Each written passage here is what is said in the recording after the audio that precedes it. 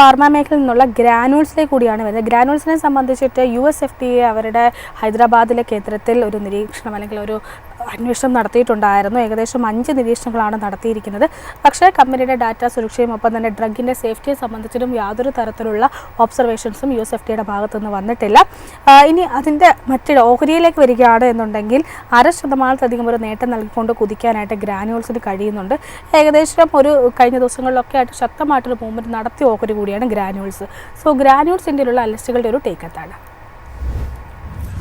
Technically strong സ്റ്റേറ്റിലാണ് ഈ ഒരു ഓഹരി ട്രേഡ് ചെയ്യുന്നത്. റീസെൻ്റ്ലി 17th ഡിസംബറിലാണ് ഒരു ബ്രേക്ക് ഔട്ട് ക്യാൻഡിൽ ഫോം ചെയ്തത്. 577 എന്ന ഹൈ റിജക്ഷൻ സോൺ ഈ ഒരു ഓഹരി മറികടന്നു.